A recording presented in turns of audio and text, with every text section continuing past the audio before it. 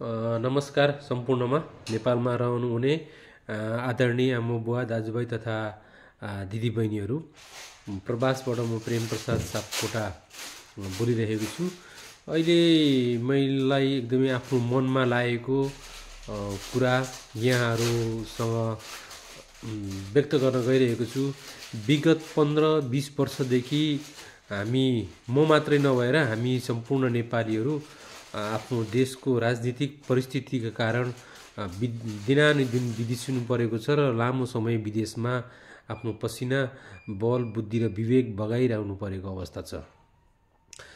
सारा नेपालीले चाहेको एउटै मात्र चाहना सुस्वास्थ्य र सुशासन र शान्ति चाहेका थिए नेपालीहरूले, र त्यो चाहँदै पनि विगत 10 वर्ष 12 वर्ष जनयुद्ध पश्चात फेरि एउटा शान्ति पुनर्स्थापना भएको र थोरै केही समय आम नेपालीले चाहिँ आशा गरेको नयाँ पार्टीहरूप्रतिको विश्वास गरेका थिए। सोही अनुसार देशको राजनीतिक उथलपुथल र राजनीतिक कुर्चीको तछाड मछाडको कारणले गर्दा पूर्ण देशमा शान्ति स्थापना हुन सकेन।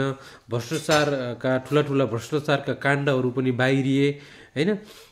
यथावत यी कुराहरू छँदै आम जनताले शान्ति चाहिएको र सुशासन, देशमा भ्रष्टाचार विरुद्ध को अभियान भनेर फेरि जेन्जीहरूले चाहिँ आन्दोलन गरेर नयाँ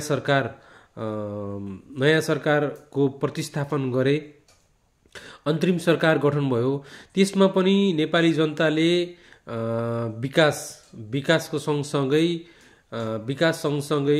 देशले एउटा नयाँ सिर्जना, नयाँ मोड लियोस् र जेन्जीहरूले एउटा नयाँ दिशामा देशलाई लैजाओस् भन्ने एउटा आम नेपाली सर्वसाधारणको एउटा चासोको विषय बनिरहेको थियो। त्यो पनि हुन सकिरहेको छैन र दिनानुदिन त्रिभुवन अन्तर्राष्ट्रिय विमानस्थलमा नेपालीहरू बाहिर विदेशै जाने लहर अझै बढिरहेको अवस्था छ। मैले नबुझेको कुरा चाहिँ के भने, अहिले हाल म पनि एउटा उमेरले अर्धवयस्क भए तापनि दिमाग र रगत भनेको मेरो पनि एउटा जेन्जीको जस्तै छ। अहिले जुन जेन्जी आन्दोलन भनिरहेका छन् र साथमा रवि लामिछाने त्यसमा आएका छन्, अहिले बाहिरिए र उनले पनि एउटा देशमा सुशासन र भ्रष्टाचार विरुद्धको अभियान र आफ्नो नारा, भ्रष्टाचार विरुद्धको नारा बनाएर चाहिँ देशलाई अग्रगामी विकास र अग्रगामी निकास दिनको लागि चाहिँ निकै लागि परेका छन्, अगाडि बढेका छन्। र मैले भन्नुपर्दा